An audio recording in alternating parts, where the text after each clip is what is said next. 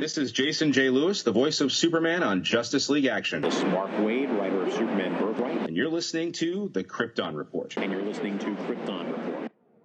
Up in the sky, look! It's a bird! It's a plane! It's the Krypton Report! The All Things Kryptonian podcast, including Superman and Supergirl. We discuss games, movies, cartoons, TV shows, and comics. Find us on Facebook, Instagram, YouTube, and Twitter. Welcome to the Krypton Report. I'm Solomon. We're going to talk about Doomsday. It's really cool. Hey, it's me, Tyler, the Superman in blue.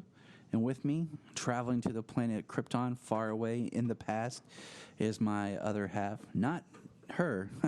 My Lois Lane is upstairs playing video games because she's cool like that, while the Superboy is behind me. But what I'm talking about is the Superman Red himself from the other part of Ohio, Mr. James Cole. Yes, I am here in Toledo. I still think it's amazing that, we're both in Ohio. It still just marvels me. It's like that. It's like one of those things where people say, yeah, I went on a trip to Europe and I met this person while I was on the trip. They live 3 miles from my house. You're just like, this isn't season 4 of Smallville. What? But anyway, small world, man. We are out to talk about Krypton season 2, episodes 7 and 8. I hope you're digging the new format of us. We kind of decided it's a lot more fun to just do 2 episodes at a time with some other stuff. So without further ado, Mr. James here is going to kind of lead us into a quick synopsis. Zod takes down and captures Doomsday to be controlled and used as a weapon. Zod and his scientists probe his memories, and we get the new origin of Doomsday. Meanwhile, on Wegthor, Kem leads Adam and a squad into the mines to locate the Sagittari abandoned by General Zod. Hungry and sick, Kem offers a helping hand. Seg and Nyssa head to the fortress as Brainiac is fighting back and taking control of Seg. During a procedure to remove the Brainiac nanites, the machine is damaged, forcing Nyssa to do it by hand, guided by Val's hologram. Nyssa convinces Seg that Korvex should be an L and is named Jor-El after Val's father. Brainiac resurrects his skull ship, and when Seg refuses to join him, he takes Jor instead, and the ship... So I'm going to go on a limb and jump ahead here and say that I love this episode. This may be my favorite episode of the series. 2 reasons. The drama and the history of Doomsday, and that I'm a sucker for origin stories. Like, what happened before? Why is this person this way? What's the history? What's the mythology behind it, you know? And then, of course, spoiler alert, we finally find out that Korvex gets renamed Jor-El. So this kind of cements that Jor-El's the older brother than Zor-El, which I think would have been kind of cool if it had been Zor-El, just to kind of mess with the audience. But, dude, that scene is dope.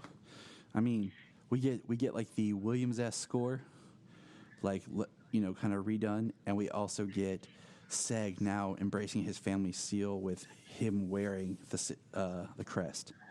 Yeah, he finally wears the L family crest, and Nyssa convinces him to name baby Kor, to name him an L, and Val tells them of a tradition to take an ancestor's name and suggests his father's name of Jor. So, yeah, Korvex becomes Jor-El. Yeah, that was pretty awesome. Which, if I remember right, there was a comic book series, or when I was doing some history, learning before, I remember something about Jor-El's father's name was Jor-El or something. It was really convoluted and hard to follow. So I think in that way right here with... So let's start, I know there's some stuff that happened at the beginning, but let's start where I feel like the episode really starts, where we learn that there's a civil war on Krypton.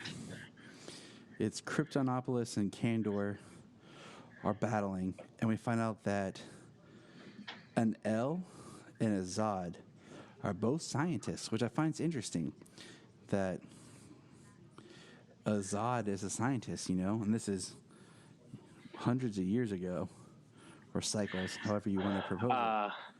Yeah, like thousands of cycles or something. I really wish I would like to go back because they, I guess maybe skipping a little bit forward in that, the wife of Doomsday comes down and says that Joe Mon had brought peace to Krypton, and that is the name that Jaina talks about when Lyta challenges her commander back in the first season. Nice. I missed that. That is the guy that she's talking about when they talk about the first challenge is Joe Mon. And yeah, so that was back whenever that was. So that's a connection to that story from the first season. That is awesome. I did not see that.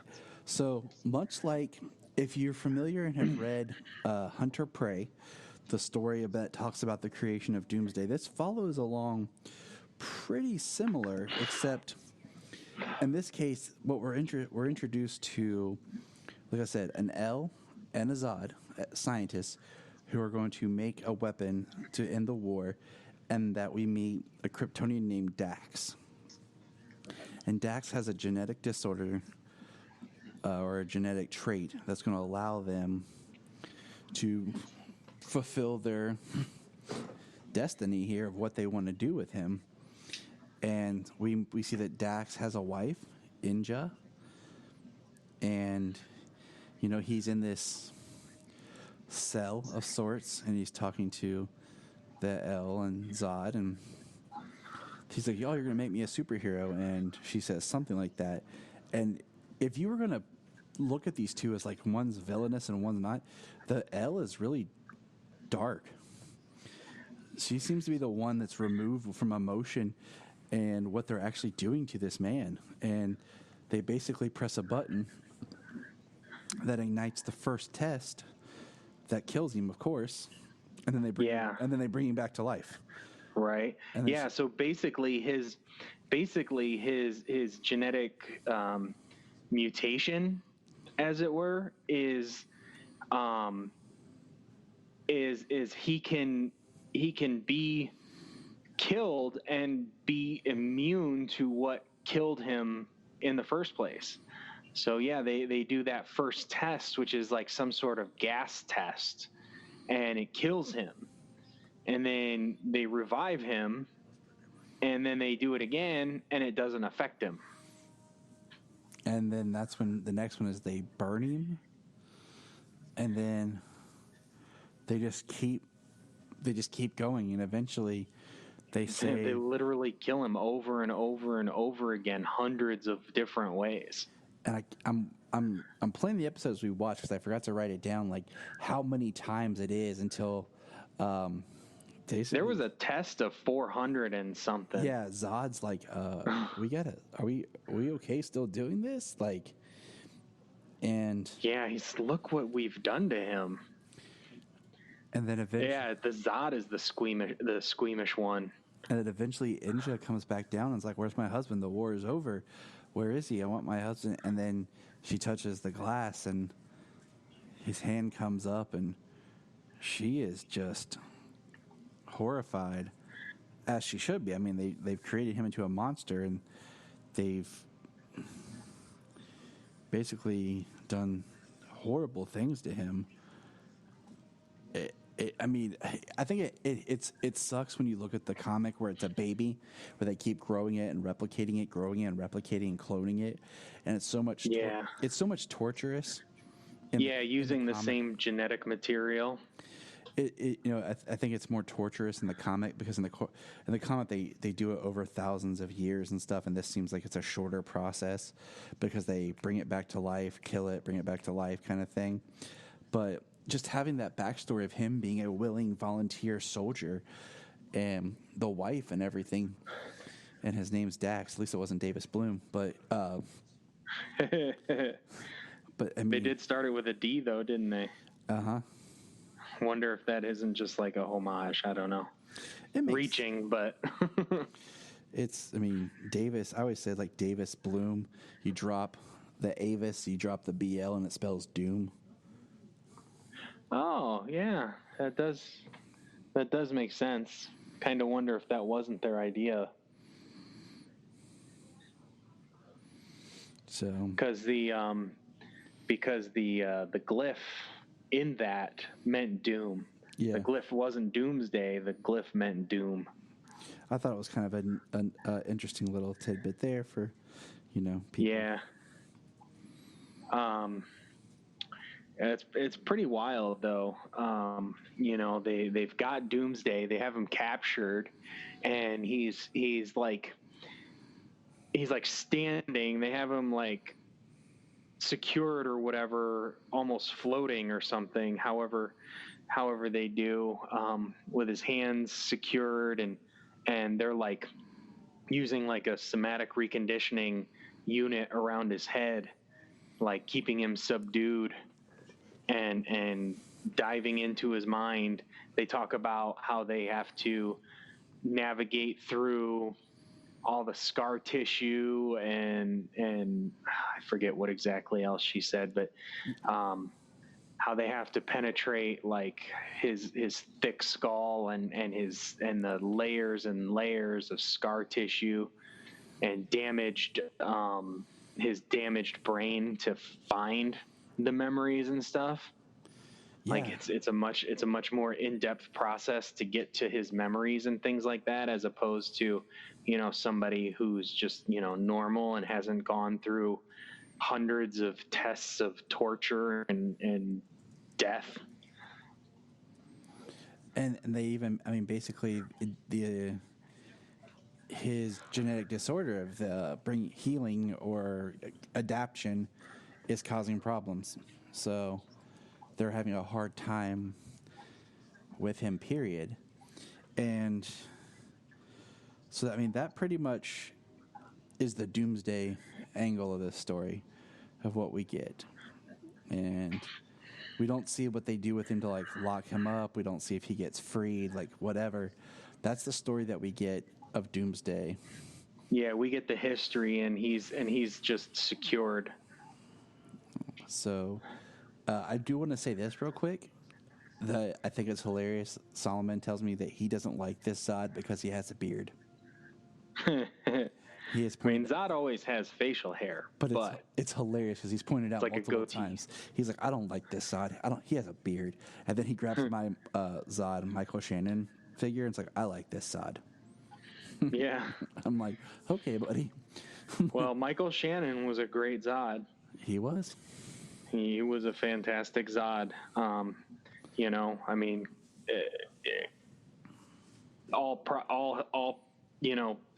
all praises to Colin Salmon following Michael Shannon as Zod, because he's doing a great job as well. I feel like he is the perfect Zod because he does a great job of blending the Shannon and the Stamp into a character to where we can say, oh my gosh, that's Zod in all angles and respects. Yeah. Pretty much seems that way. Compared to the horrible Zod we got on Supergirl. It doesn't really count, but it's still funny to say. Yeah, he was a hallucination. Exactly. So the other big thread that we're getting is Seg and Nyssa with Baby Core have gone to the fortress to remove Brainiac from Seg.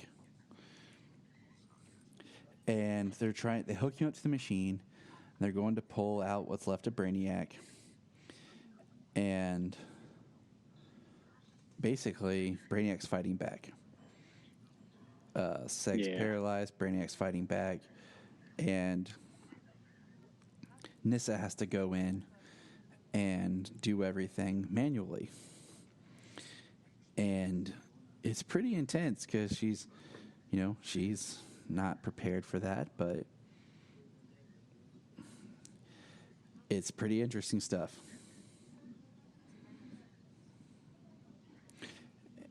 And the way Brainiac is taking control of his body, and he damages the machine, fighting back so that way he can't be removed. Nissa's forced to do it manually, and she's like, I can't do that, And Seg gives her this nice speech of, if I would have asked you to go to Wegthor and, double cross both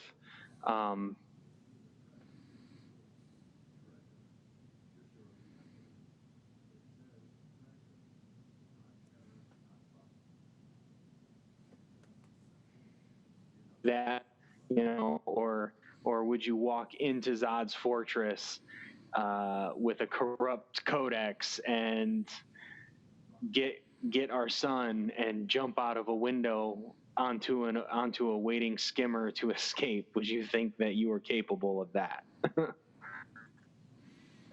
And the answer is basically no. Nissa would not think that. She's like, how do you always know what to say? And I think it just, this episode shows the bonding and the closeness that Nissa and Seg are building. They have a very interesting setup, and with Lyta being out of the picture and them having a child together, and it's interesting. It's almost like an arranged marriage that's continuing, but it's blossoming. Right. So, and then of course they get Brainiac out, and then it comes to the part where the best part of the episode, where they, he says our core Vex, and Nissa says I want him to be an L. I want the Vex line to end with me. I want our son. Yeah, because it's been tainted by her father. The name Vex has a negative association with Darren Vex and everything that he had done. And I think it's great because he's like, okay, core L. She's like, no. And then that's when Val talks about the history of, taking an ancestor's name, which, okay, I guess if that's how you want to name, that's cool. And he says, what about my father? And he says, he's a scientist, a man of peace. And that's when we get, all right, Jor-El. And boom, we hear the music that kicks in. That, oh my gosh, dude, the music's so cool, because it's the John Williams Superman theme, but now it's like the House of L theme, and right. But it's a little tweaked, so it's just enough for you to be like, yeah. I'm like, all right, like this is what I'm. Still very inspirational. Oh yeah. John Williams' theme is iconic, and it rises so well. I mean, every time you hear it, no matter what, it's like you lift your head up higher, you stand up straighter. It's on my playlist. For what do you call it?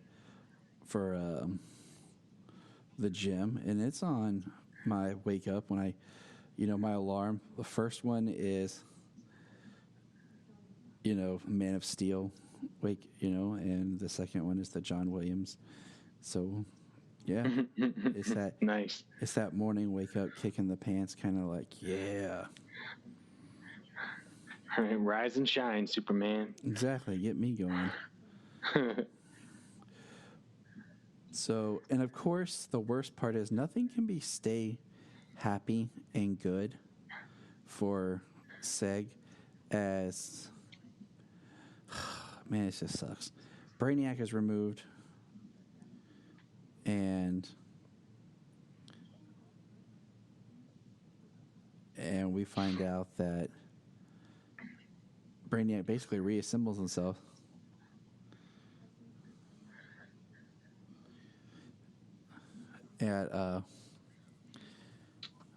Yeah, he Brainiac's nanites kind of like take over, maybe not take over, but they corrupt Val's hologram for the time being, resurrects Brainiac's skull ship,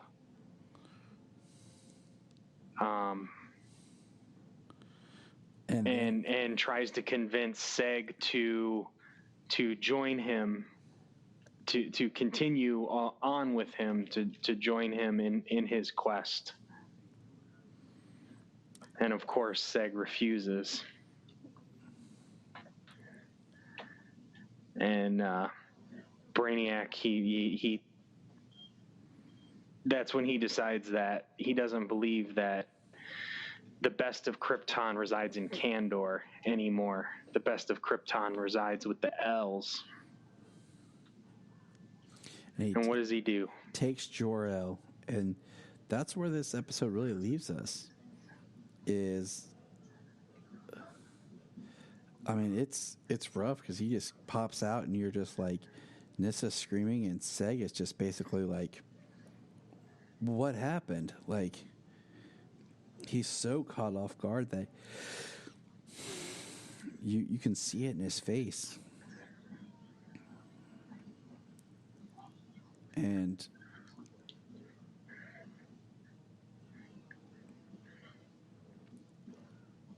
it's shattering. I couldn't imagine. Yeah, I really couldn't. I mean, Nyssa freaks out. She's screaming. She's ready to go after Brainiac's skull ship, like right now. And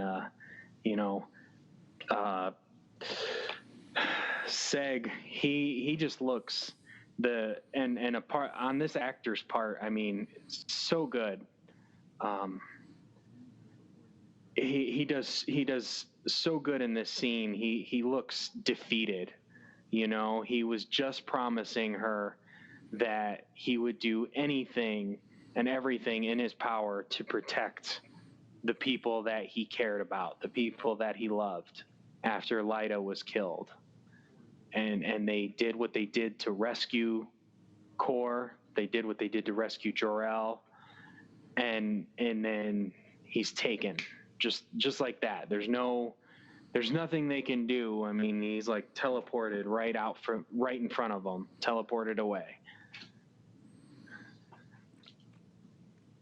And I mean, that's kind of when I was like, holy crap, this episode, like, I was just like,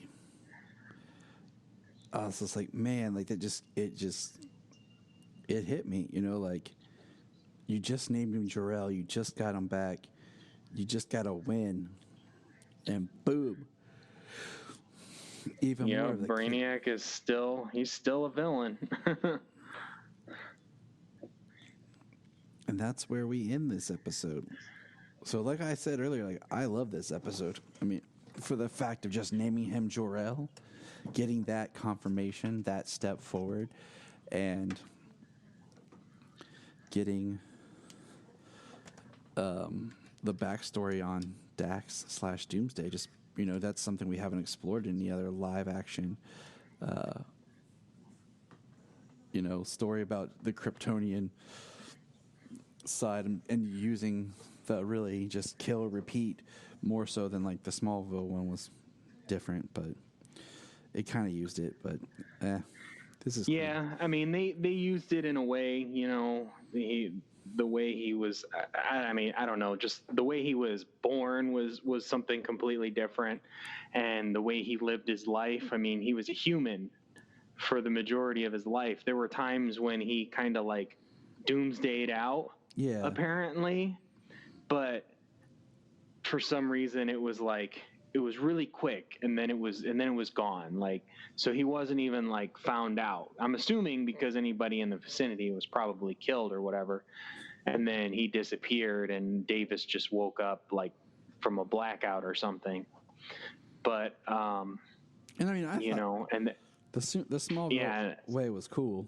And then it wasn't until he was actually like physically killed did he actually start to become powerful. when Feora actually killed him. Yep. So what would you rate this episode? Oh, great one. Oh, this episode is this is a 9.5 easy. I mean, it could be a 10. It's one of the best episodes. I'm gonna give it a 10. It was a fantastic episode. I love the new origin story of Doomsday. He was, they made him a person. There was emotion. They connected it all the way back to a story from the first season. The way that basically the L's and the Zods were almost reversed in the way that they did things and dealt with what they were doing. I mean, it was atrocities that they were committing. I mean, the guy volunteered for this and it was the plan, but I don't think he knew what he was volunteering for. Yeah, I don't think he knew exactly what the plan was either. This wasn't Captain America. They weren't making Captain America here. Okay. Right. The Jor-El thing, that was awesome. Brainiac was good. Even the little bit on Wegthor, there was a lot of humanity up there. Kem was really good. He was a nice standout. He was definitely the major one. And then you got Adam following his lead and being Adam. It was really good. This was a great episode. I definitely could say it's probably the best of the season so far, the best of the show so far.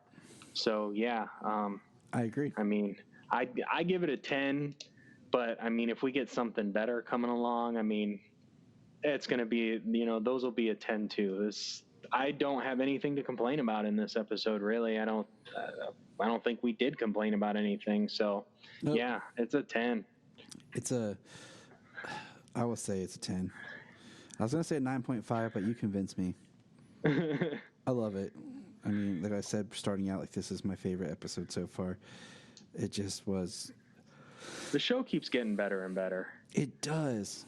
And hold that thought.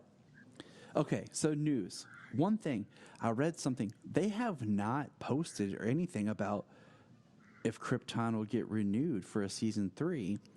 And I was reading a thing that said that the ratings were lower for this season. And I'm just kind of blown away because I'm like, this season is so good. This season feels like a complete show.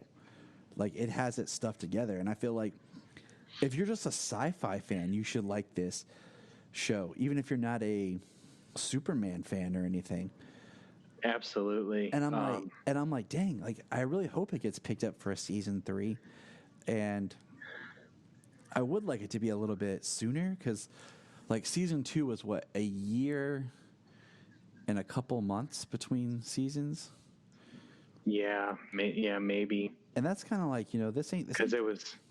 Yeah, a couple of months because it ran towards the end of the season last year. It started in April, I want to say. I'd have to look up I'm pretty sure premiere date of the pilot because it started right around when I moved into this house. So I want to say it was in April, and I'll look it up right now. And then this season, started later in the year. And it's just come on, this isn't Game of Thrones where people are going to wait forever, Yeah. Pilot for Krypton was March 21st. So pretty close. And then June 12th was the launch of season 2 of Krypton. So, as you were saying, and as we said before, the show just keeps getting better. I mean, the first half of the first season was a little bit slow here, but there was a lot of establishing, a lot of world building. We're on a completely different planet telling a story that has hardly ever been told of anything like life on Krypton because Krypton's destroyed. So they really have a world to build here, an alien world to build, and then it picks up really good in the second half of the season, and then it just keeps going through season 2 here, and part of the thing in season 1 was they had they had the Save Superman clock, you know, that they were doing, and that's still the overlying thing here is Save Superman, but that's not like that's not thrown in your face. There's no Superman cape fading away. There's no clock in your face about this. We have a time limit on this needs to be taken care of, you know, like we're dealing with an alternate timeline, you know, where anything can happen and, you know, and it does, and dealing with all of this stuff, and we still have, like I said, we still have that overarching, we need to save Superman, but they don't even say that. They don't even bring that up. It is that, you know, odd we're that still trying to save him. It is odd that we haven't seen the cape at all. Like, yeah, we haven't seen the cape with the Zod symbol on it. We haven't. Yeah, there, and it's not like we still have to save Superman. We have to take down General Zod and resurrect, you know, save Superman's legacy. So we got that, and the other thing I want to throw in with that was just I saw one person post that he was mad because they're all speaking English, and I said, you know what? Here's how I kind of like retcon that in my own mind, headcanon it. Is because when it starts out, if you look, it has the planet's name in Kryptonian, and then it changes to English. Mm-hmm. It's kind of like it's being translated for us. Or like we're learning, like, kind of like, you know, maybe Adam Strange has a translator or whatever. It's being translated, like in the comics sometimes where they'll put like it in parenthesis or something, meaning they're speaking Kryptonian, but this is so you can understand it. Yeah, and there's a little box that says translated from Kryptonian or even a regular Earth language translated from Mongolian or freaking Russian or whatever, you know what I mean? So that's just nitpicking, but it's just use your brain. Yeah, that's stupid. I mean, I'm sorry, like it's not a real language. Sure, they've made up fake languages for things like Lord of the Rings and stuff like that. But I don't want to watch the whole show reading. Yeah, and Star Trek and all that stuff. But I mean, this is Krypton. I'm not trying to watch The Passion of the Christ where I have to read the entire show because they're speaking a fake language. Like exactly, and because at least, you know, Passion of the Christ is done.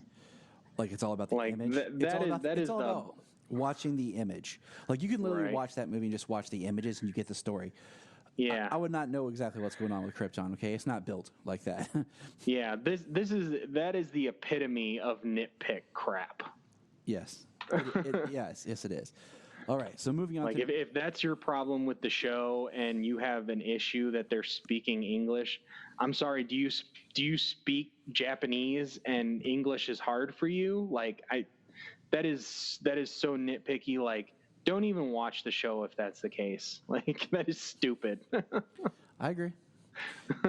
Other news, real quick, we'll touch on. It's just exciting. Kevin Conroy is going to play Bruce Wayne in Crisis on Infinite Earths.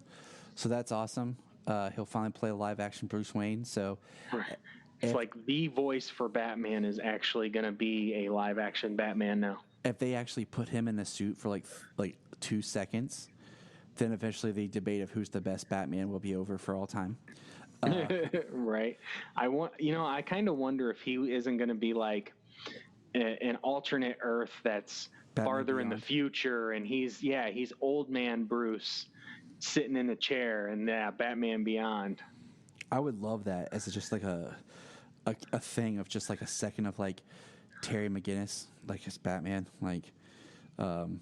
Even on a monitor or something while Bruce is doing his thing. Yes. Like just something for us to be like, oh. Right. What if they got Will Friedle to be the voice through the monitor talking to Bruce? Like, why not? Like, why not? That would really? be fantastic. Like, you don't have to actually, we just have something like Bruce, and he's like, Terry, do you read? And then just hear, yeah, I read you. And it's Will Friedle. I mean, I think I would actually crap my pants. Like, I really think I would just lose all feeling. Right. It's like you're seriously bringing like the animated universe into Crisis. like the animated universe is a real universe in the multiverse. I mean, it would be amazing. I mean, even you could do so much, and we won't even go down that rabbit hole. But I honestly, And with that, it was announced that Black Lightning will be part of the universe, which the Crisis, which makes perfect sense. He should be. And I've always said that he's part of everything. He's just on a farther Earth that doesn't connect. And I mean, all you have to do is cut in some footage or something. Like, I don't, depending on how they do, get a shot of just Black Lightning with the others, or that when it's over, because I'm telling you right now, I think they're just going to fold the multiverse into one Earth. That's the whole point of Crisis anyways. Right. I'm still kind of, I mean, he's not been involved at all. I mean, 2 seasons, he hasn't been involved. In comic book stories, he has gone above and beyond into larger areas, but most of the time he is a street level person. Yes. So dealing with the street level crime in his own city would be something that he would do. And that's exactly what Arrow did before it started to expand. He was in Star City doing his thing in Star City. He was a ground level. There wasn't going to be anything else until there was. So, I mean, honestly, just with the fact that like he's a Superman fan, unless it's like there's a comic book of Superman or something like that. We've seen Cress Williams in a Superman T-shirt. It could be a marketing, it could be a merchandising thing. Well, I like off of Superman on like Earth 38 or something like that. He could be on that Earth, but nobody's coming, Supergirl isn't going to Freeland to do this. You know what I mean? Yeah. Black Lightning is there. It's the same thing in the comics. We've talked about it over and over again. The comics run parallel and they all do their own thing. They don't always show up in each other's comics. They don't have to interact all the time. So for the fact that he hasn't yet doesn't mean that, he isn't on the same Earth as one of them. He could be on the same Earth, or he could be on another Earth. So just like how many times have we watched an episode of something, like even the Arrow and Flash, where they actually are like best buddies all together, and I'm like, wow, what would really make this a lot simpler is if the Flash just ran in and did this real quick for Ollie and left. Right. I think that was in season 3 or 4. I don't remember. I can't remember. But there was something I was like, this plot thread would be really summed up really easy if he just made a quick phone call like, hey, Barry, can you come help me real quick? Yeah, what's up? Okay, done. All right, peace. Right. I can be in Star City in 30 seconds. Yeah, like, hey, Barry. Yeah, what's up? And Ollie just turns and he's right next to him. What's up? Right. And then the last piece of like news to Superman is we got our teaser trailer for Titans season 2. And we saw a split second of Superboy in the T-shirt and Superboy looking down and saying, crypto. Booyah. I am pumped. Like, Titans Season 2 looks dope. As my friend Brendan Lowe said, it looks more superhero-y. Yes. And I'm like, yes, that is a word in our vocabularies. Because my thing with comic book shows, if I'm going to watch this, I want the superhero-ness. I want the costumes. I want them doing stuff with the costumes and everything. I just don't want drama of these people. Okay? I'm sorry. Yeah, we got a lot of drama. We got a lot of psychological things happen in the first season. Unfortunately, what they were dealing with, Robin was the only hero in the bunch, so a lot less superhero action. When he dealt with other people who were in the life, there were costumes. They were superheroes. Talking Dove. Yeah, but he was the only hero in the first season. So, the heroics were kind of limited. There was a lot of psychological stuff going on. Corey doesn't know who she is. Raven doesn't know who she is. Rachel doesn't know who she is. Then they're dealing with these people who are coming after them, and they're a physical threat, but they're mostly just people, and they're trying to come to this dark threat, this basically magical on somewhat a supernatural threat. So, and he doesn't even show up until the end. So, I mean, it was much more of a psychological thriller as the first season was. I agree. We saw a lot of stuff, and we could speculate, but we do see Aqualad, Wonder Girl, Hawk, Dove, Jason Todd, Dick Grayson, all in costume. We do get a quick shot of Deathstroke, and we do get to see a split second of Dick talking to Bruce Wayne. And I'm holding my judgment, but I like the actor, but to me, he feels more like MI6 styled Alfred than he does Bruce Wayne. But I'm holding my judgment, Like, we see him for like 2 seconds, and he just says like a one line of dialogue. You know what I'm saying? Yeah. So I'm holding my judgment. I promise I'm not making any irrash decisions here. But to me, he felt more like Alfred. Yeah, like you said, it was a quick line. It was 2 seconds. And, I had messaged you. We know that this actor is older. Mm-hmm. Now, not, it's acting. Okay. The guy is older in real life. The guy is in his 50s in real life. Nothing has to say that with some makeup, they don't make him into his 40s. Right. Okay. This is acting. So he could be, he could easily be, sure, he's an older Batman, but it doesn't mean he has to be a Batman pushing his 60s. He's an older Batman. Robin is grown. He's grown and has a career, and is out on his own. He's got Jason Todd. I messaged you like the turnover rate here. If this is going to be like close to a continuity sort of thing here, mm-hmm. Jason Todd has been with him for the last year, let's say, because Robin hasn't been seen for, I forget how long it was in the first season, at least a year. Yeah. Robin hadn't even been seen. So, Jason Todd has been with Bruce for maybe close to a year. They may speed up the timeline of him dying at the hands of the Joker. Tim Drake comes in pretty quickly after that. Now, when it comes to comic timeline, I mean, comics come out once a month. So sure, it was years in comic book time, but in real life, I mean, Dick Grayson showed up pretty quickly into Batman's career. And then it was Dick Grayson for a number of years. Then we get Jason Todd. They speed up the timeline a little bit. He dies. Tim Drake shows up. He could have fathered Damian while he was with Dick Grayson, and Damian's already alive. So a few years down the road, Damian's 10 years old, and he could become Robin. See, here's how I was kind of thinking. It's kind of like an overlap, I was going to kind of do it a little bit more along the way they did the New 52. Is I'm thinking if right now, say at this moment when this season starts, he's already got Tim. Tim's training like secondary now. He's trained up Jason. He's now training Tim, and Tim's Red Robin. So he kind of has Robin and Red Robin. Because that's kind of what they did in the New 52, as they mentioned, like, that's why when they started the New 52, Tim was never Robin. He was just Red Robin. Because the overlap was so, like, right there, tight. And maybe part of your story is Batman is getting older, so he's got Jason as his Robin, but he's looking at Tim to be the next Batman. Kind of like he doesn't think Jason will ever actually be Batman, but he's got Tim under his wing too. And then, during the season, Jason gets murdered.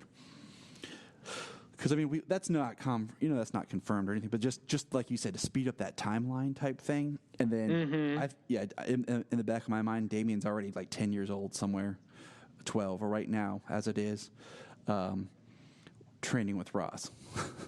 Because he can be dropped. Right. He's dropped in at any time, especially like if they do anything where, the heretic, where Talia's messing with DNA and stuff like that. But yeah, I mean, so the older Bruce is fine. The idea that if they did that, Dick joined Bruce when he was younger, and this Bruce, Dick's already an adult. He's going to be Nightwing. And I hope that all the cool stuff that we saw with Wonder Girl, because here's my fear prediction, okay, is that we'll find out that the Titans had already battled Slade and that the Judas contract story had already happened, and we'll get this really great flashback thing of Wonder Girl in costume with Aqualad, Hawk, and Dove, and then we'll find out, Wonder Girl actually won't be in costume in the current season series, it'll just be the flashback, because in the quick tease that we saw, we see Dick in the Robin costume. So that's kind of my fears, But we do get an awesome shot of Raven with her haircut and the diamond in her head. Mm-hmm. So I'm wondering if that's going to be like taken care of in the first couple episodes with the stopping of Trigon. But yeah, I just don't want everything that I saw that I'm pumped for to be like a one episode flashback thing.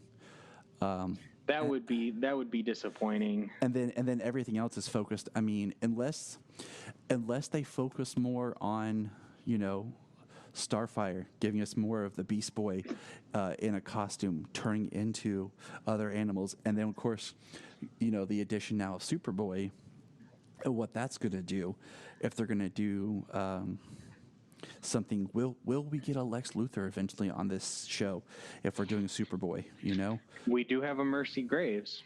Yeah, we do. I forgot about that until you said that.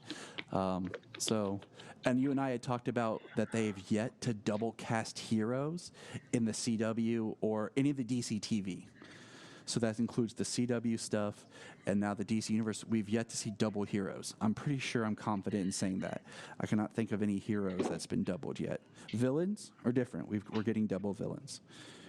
But we've yet to like establish like another TV hero, because we were talking about Kid Flash potentially showing up on Titans, and I'm like, I don't know, because they haven't doubled up heroes yet. So, and I would be cool, like, this is kind of tangential, but if in Supergirl they introduced like John Kent as Superboy, and we have that Superboy story going on in Supergirl, and then we have Connors on Titans.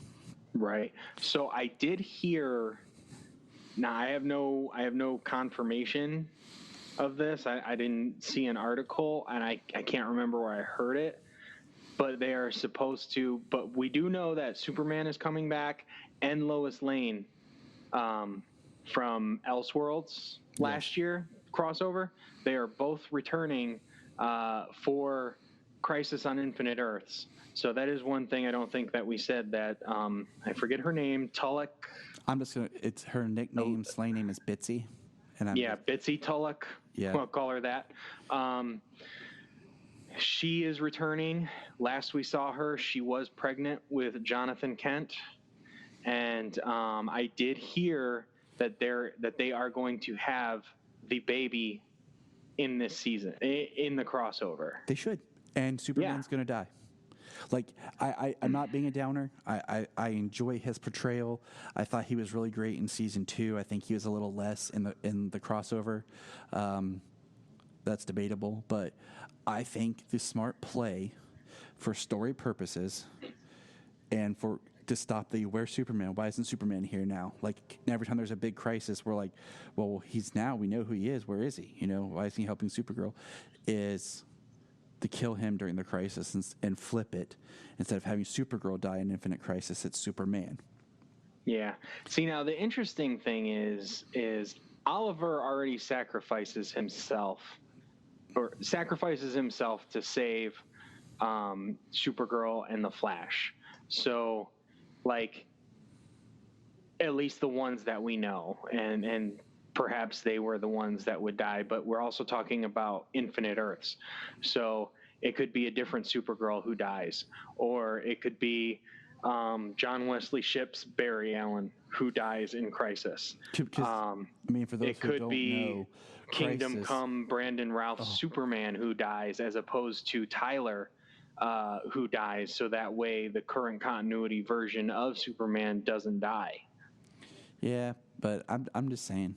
I think because as a story point to kind of find a way to kind of make his exit, because they don't want to keep having to deal with Superman. How do we get him in the story? How do we get him out of the story? How do we keep people happy? I think that's kind of like what they could do. Plus, like I said, my prediction is Superman dies. Tyler Hoechlin Superman dies. The multiverse is folded to one.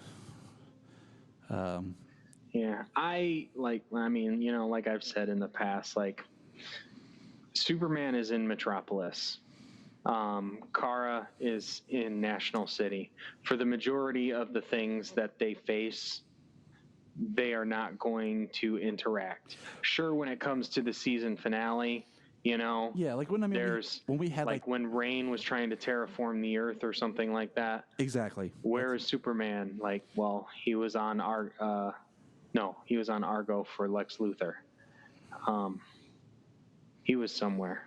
Yeah, that's what I'm saying. Like, But that's it's just it's just a dialogue when it comes to like the major thing. But when it comes to like the rest of the season, like, oh, Supergirl is injured, this or that. Superman doesn't. In every comic book, when Supergirl goes down, Clark doesn't come in to save her. Exactly.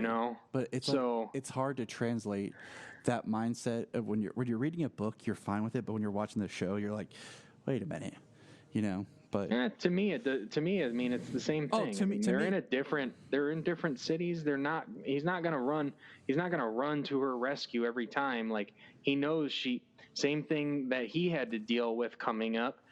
You have to be able to do this on your own. yes, and I agree with you. I'm not saying I feel it. I'm just saying, like, I listen to people, you hear people talk, people who aren't as just who enjoy the shows, because we deal with that in fandom. Is we have people who are like, my wife had a big thing where she worked with a girl who was like, I love Batman, and my wife's like, awesome, me too, and they were talking about it, and my wife basically was like, yeah, she just loves the movies, she doesn't really know anything else about the character or anything. I was really proud of my wife when she told me that, because she had dove into like Hush and was trying to talk to her about other storylines, and the girl had no idea. And my wife's like, yeah, she just watches the movies. Yeah, and that's the majority of actually the general population. They only know what they've seen mainstream, and that's mostly big budget films. And that's why I say that they get to that point where they're like, well, why isn't this person here? But that's going to wrap up our news section. Like, because it's not called Supergirl and Superman, it's called Supergirl. Exactly. It's her show. She's the hero. And if you want to drop us a line, send it to kryptonreportpod@gmail.com. If you're an Amazon shopper, just remember you can go to southgatemediagroup.com. There's a portal, log into Amazon, and you'll shop into your account just regular, but it also helps keep Southgate running. And we're back after our quick news brief, and we're going to talk about episode 8 of season 2 called Mercy. And James, why don't you give them the quick synopsis?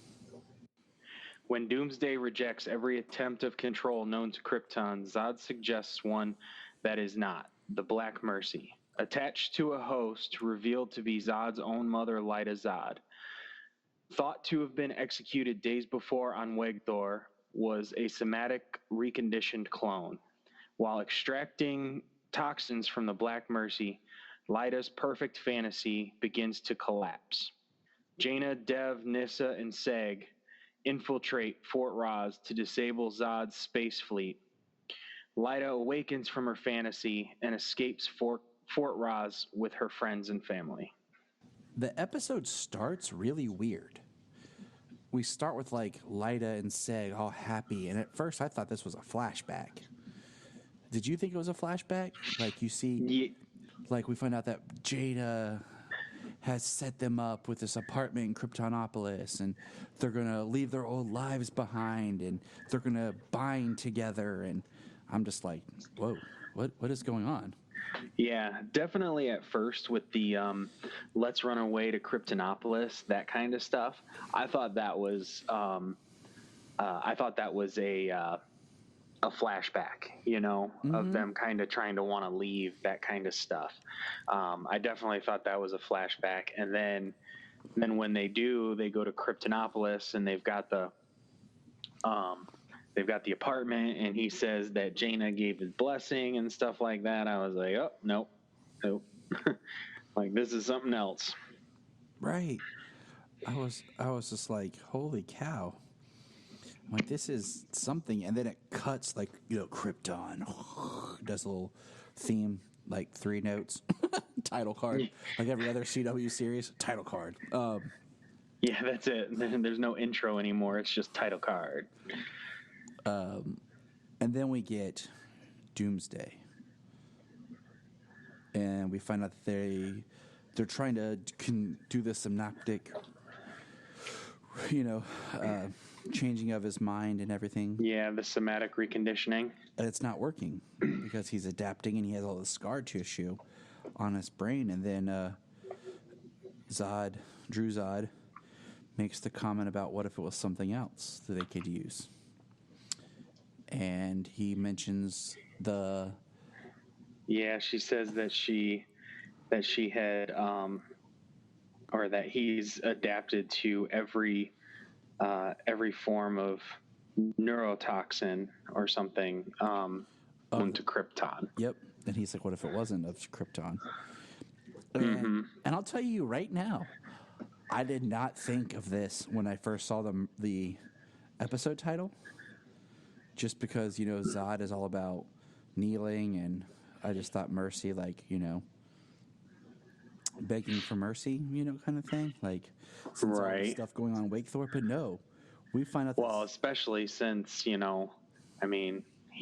been very, he's been even more angry and ruthless since Lyda's death. Correct. And we find out that Zod has the Black Mercy. Yeah, which I'm sure anybody listening knows that the Black Mercy from the Alan Moore story, The Man Who Has Everything. And then it was featured in a heartbreaking episode of Justice League. Yep. Entitled the same thing. And then it was on an episode of Supergirl. They used it. Yes, and I do have to say on that the episode of Justice League was a much more powerful and emotional episode than the Supergirl one. Dude, the episode of Justice League makes me cry every time. Like, tear up. And now that I'm a father, like, it's even stronger. Like, now, like, before it just made me sad. Now it hits me hard to where I'm like, oh my God, I don't know if I could be that strong. Right. I mean, that would be hard to, once you realize it's a fake reality, it's still a reality that's been implanted and permeated your mind. Like, you have the full memories of that life. And so, yeah, to try and reject something like that, such a perfect life like that, and even though it's not real, it's heartbreaking. Yes. And Superman in that episode, I highly recommend Justice League. Go watch it. And Superman is angry when he gets the Black Mercy off from Mongol. He is angry. Oh yeah, and rightfully so.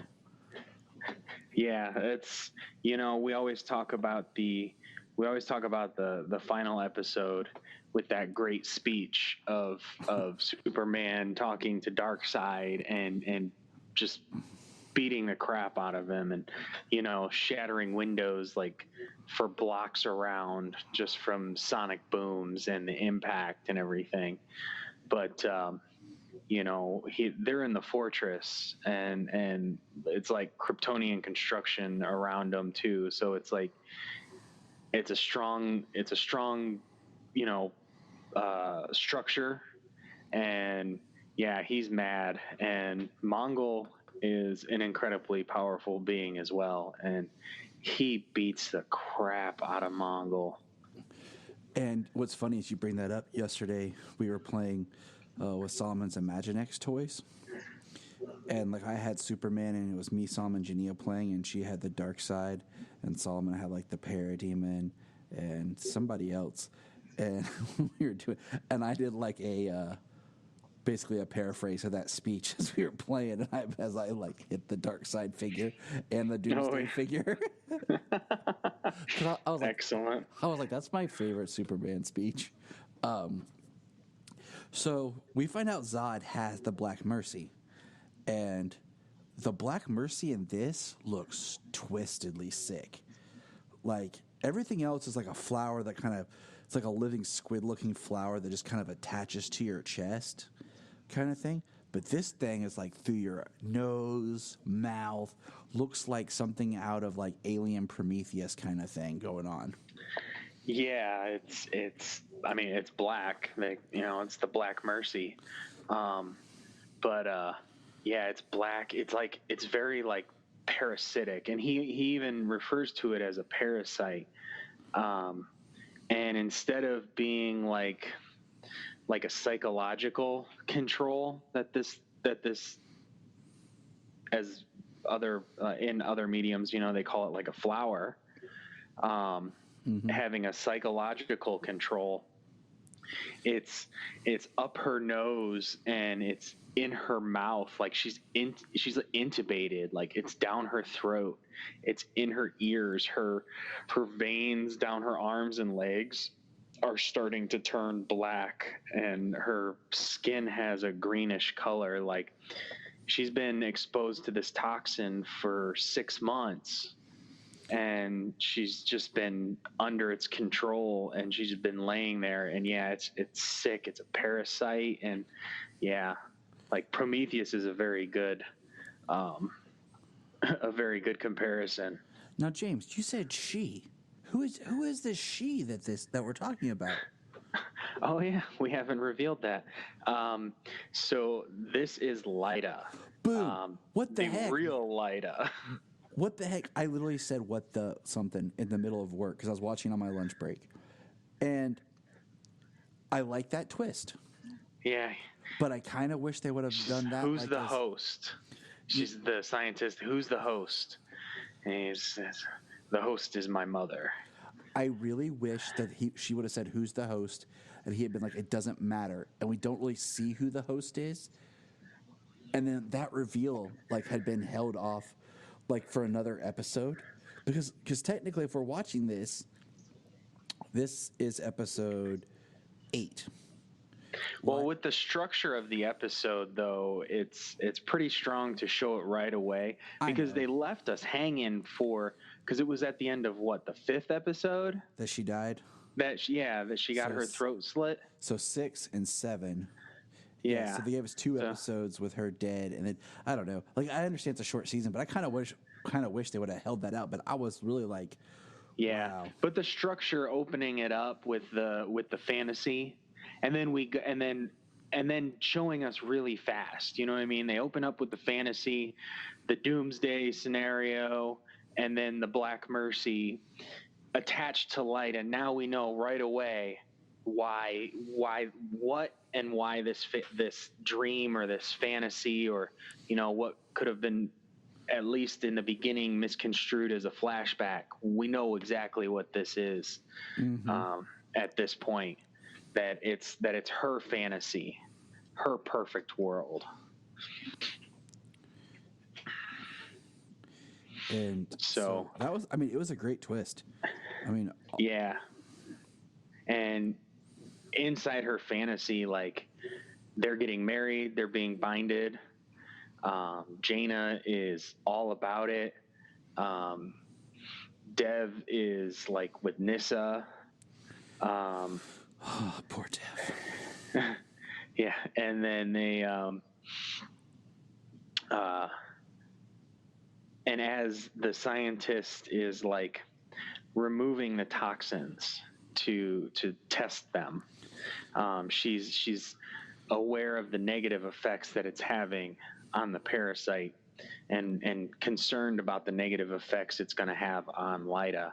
And this is where the vision, where the reality starts to break down around Lyta. Her memories start to seep in of Dev's arm being blown off, of shooting her mom.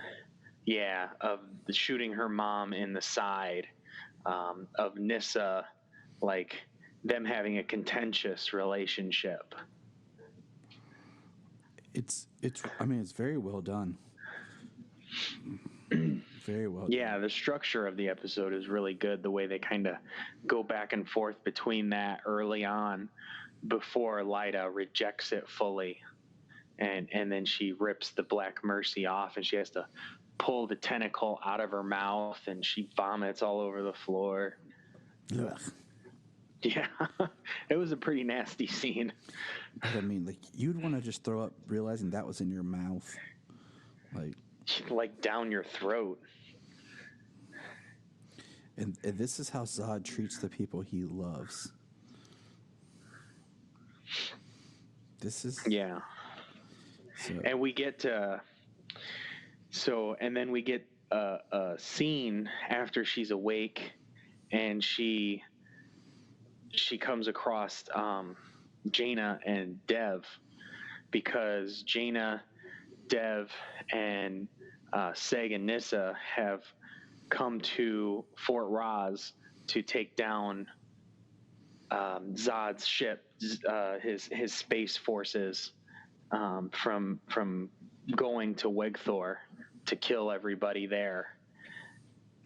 And Seg and Nyssa have been arrested, and Dev and Jaina are searching around not searching around. They're trying to fulfill their mission, and that's when they come across Lyta, and she tells them the story, and like it shows how she actually feels about Zod's ideology, and they get into a big fight. And that's where we actually get to see the scene from the first episode where he's choking Lyta, where Zod is choking Lyta on the ground. Yep. It was at that moment that he choked her. He didn't kill her. He just choked her out until she was unconscious. Mm-hmm. So, which was actually really weird, just because he's doing that, and Seg in the episode, he's yelling and pounding, but Zod, he can hear it. He can hear it, and he looks up. So, like, he looked like he was looking up at Seg in the first episode. Mm-hmm. It's kind of like he's looking up at what he hears. Seg's not there, but it's like he hears him, and he's looking up to see if he's there or something. It is pretty intense.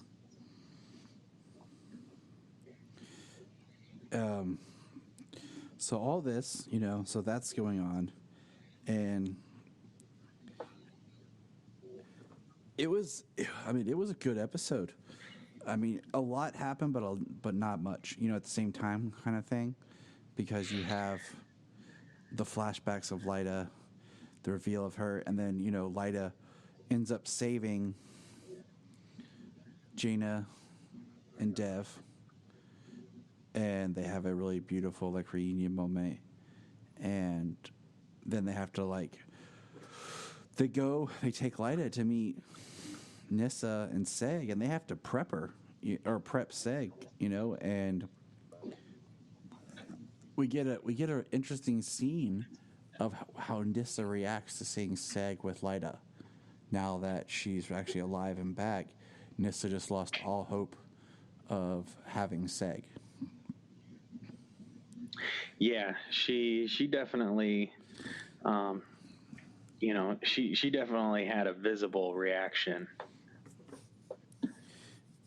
And I think that's going to be kind of a linchpin in her character, of where she goes and what she does, and helps mold her, from will she continue to be good? Will it cause her a fallout? Will she embark on a mission to find Jorah? What will happen with her, Mm-hmm. Because now it seemed like they had this plan of being together after the last episode, but now that's not cemented. It's not there anymore. It's not needed. Right. I mean, they're not wasting any time in this season. There's a lot going on. There's a lot of people. I love the pacing. Yeah, the pacing is really fast. Not super fast that you can't keep up. Or you feel like you're not. The pacing is perfect. Yeah, you don't feel like you're, man, what is going on? Or wait, what did I miss? Or who's going what?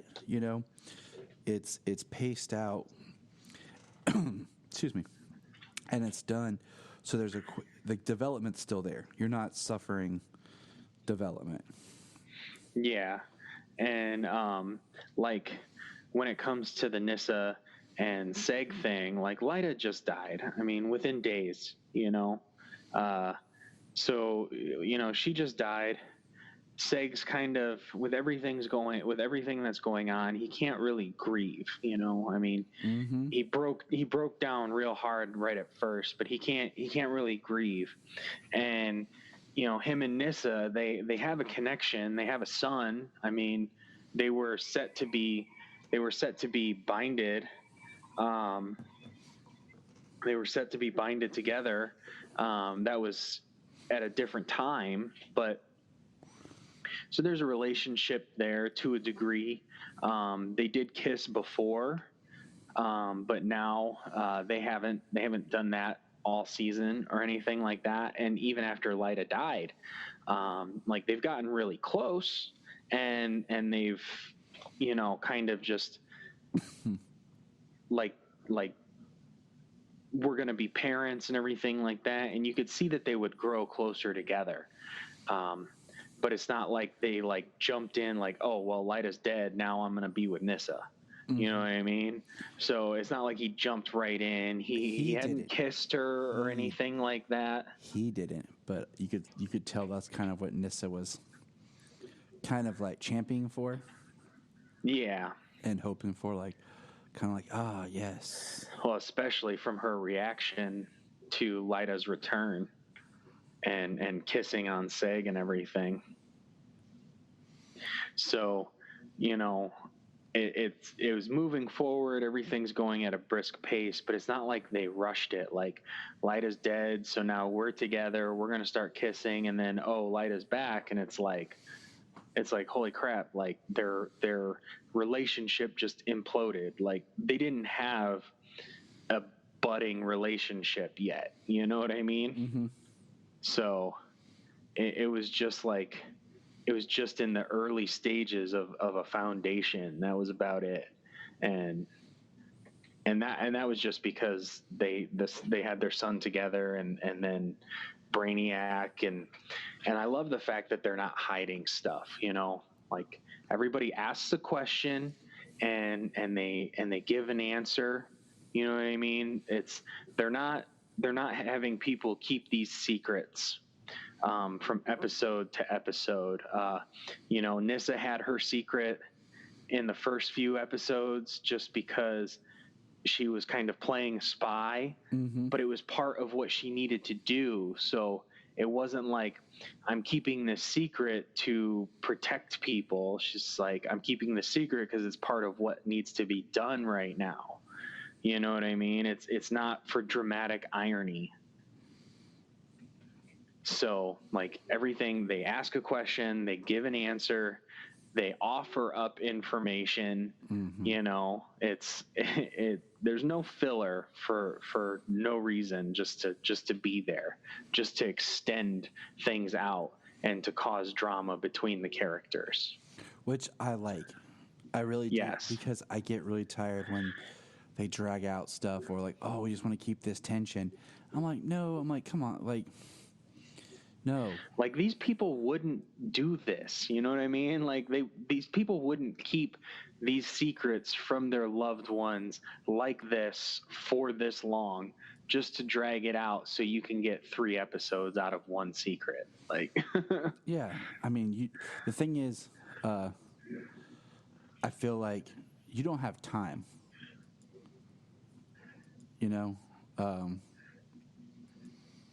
There's not the time to do that. Like you need to just do this right now. Yeah. So I mean, don't get me wrong. I mean, we do Supergirl. That's what we talk about. We watch all the CW shows, but that gets old, and it has gotten old because it's the same on all of the CW shows because they have so much time to fill. And granted, they could use it for other stuff, but they love their dramatic irony over there on the CW. So it's refreshing with these shorter form storytelling options as opposed to 20 something episodes where we got 10, give or take, handful here or there. DC Universe, Krypton with 10 episodes. I mean, even if you go back to the Netflix shows, the Marvel Netflix shows, the story is developed at a more brisk pace. There's less time for that filler. So it's really refreshing to, have these available when we've got so many of similar shows doing similar things on the CW just to stretch it out. So it's really nice.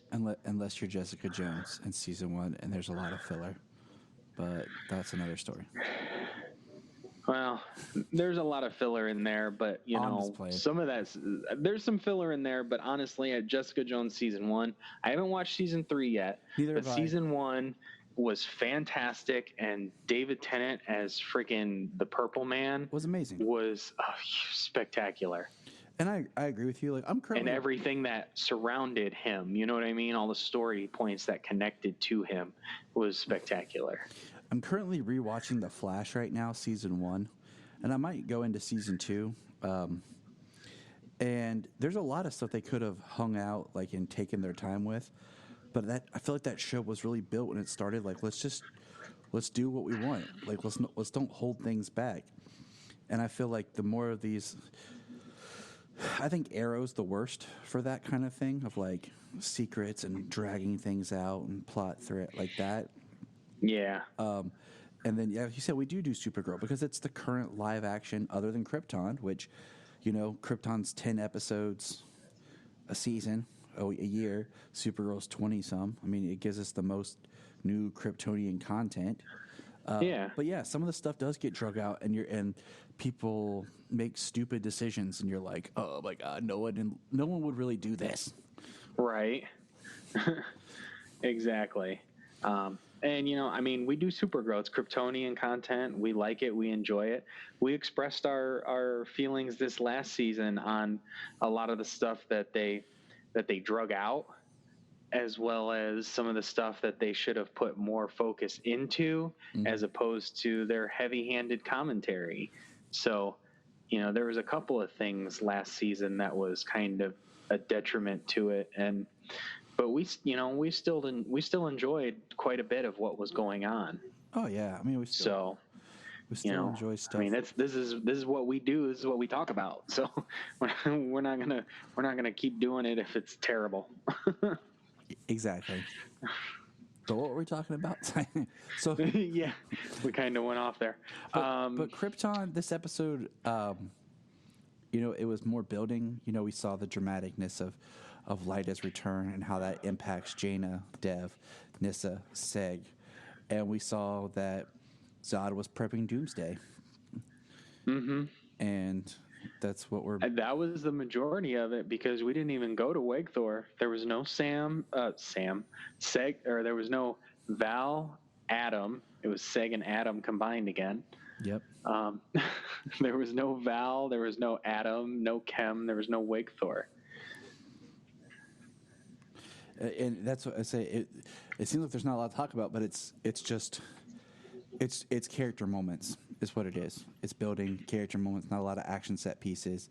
And we have the Lyta dealing with stuff that's about to, unravel, that bleeds into the further episodes of the series. So, all right. So how would you rate this one? I mean, like I said, the structure very good.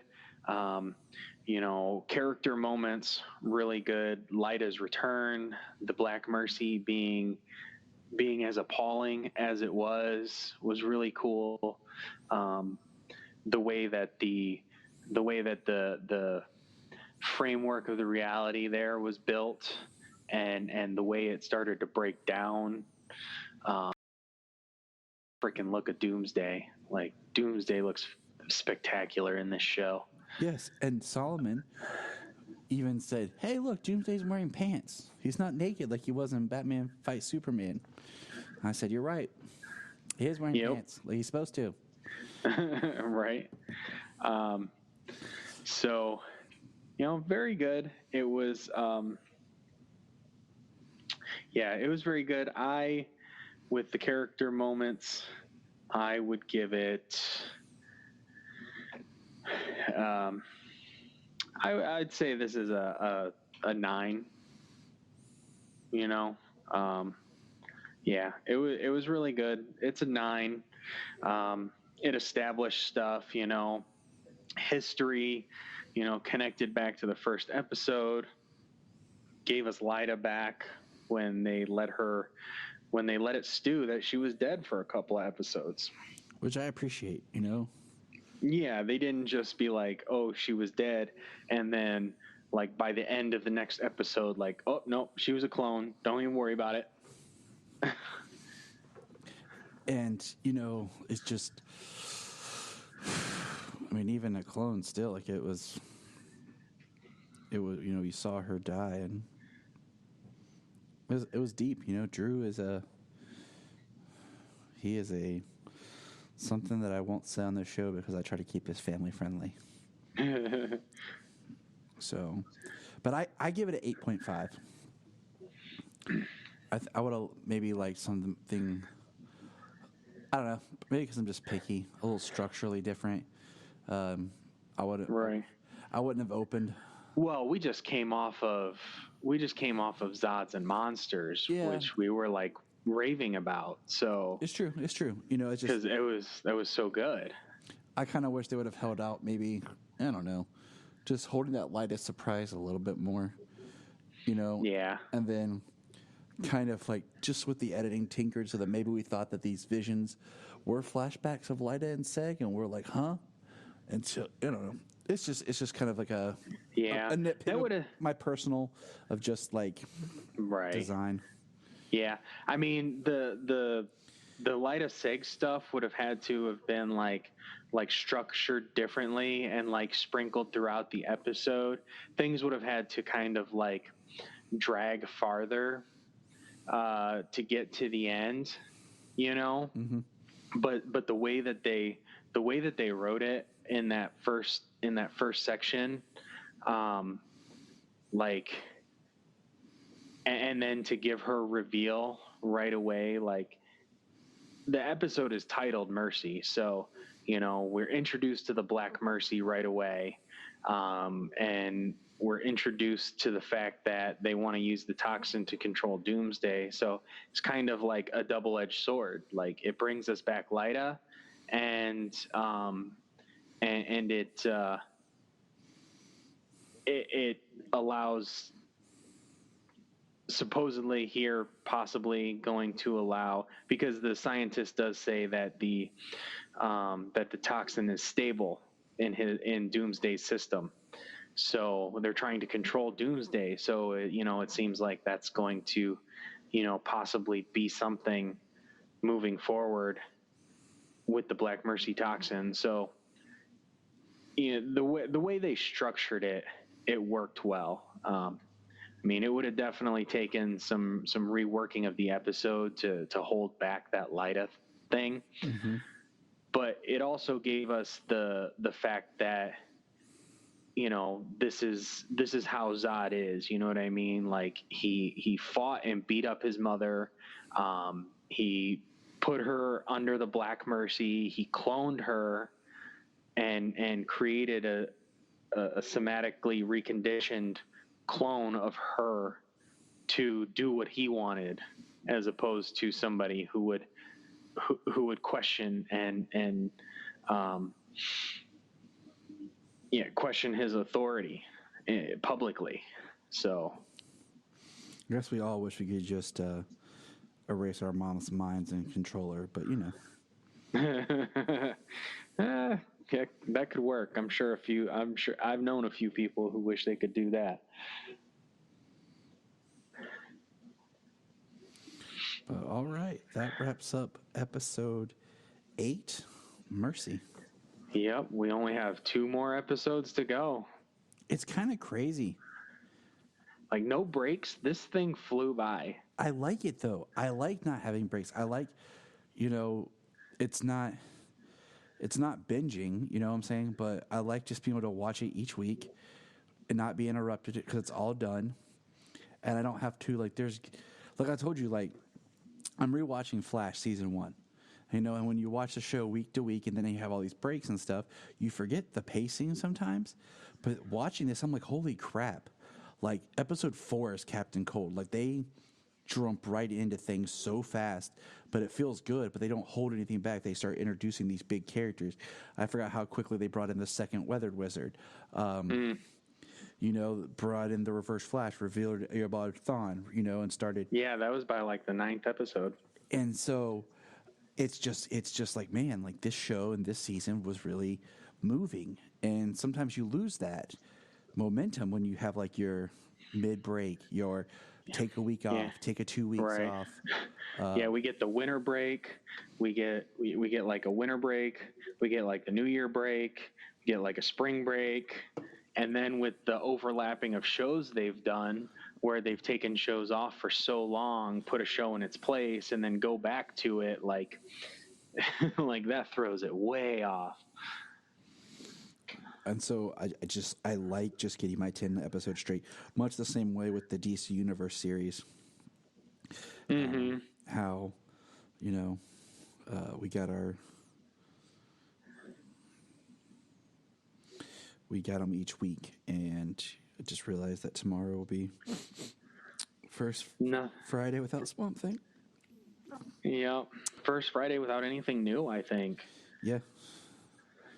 I'm not going to cry because we got our Young Justice still going, but Yeah, we got our Young Justice every week, so we're still getting new content every week, but this is like the first Friday without something new, or at least the first stretch, because I think there was a point there at one time or another between, I'm thinking it was between Doomsday, Doom Patrol, and Swamp Thing, where we had a break, 1 week off, but they dropped like the new Batman Adventures in there on that Friday to give, people something to binge through while they took the break for 1 week to bring Swamp Thing over, or for that to drop on its release date.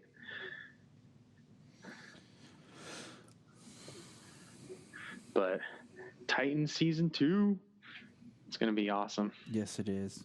And I love that it's August, 6th when we got the trailer, and it's exactly 1 month till it comes out.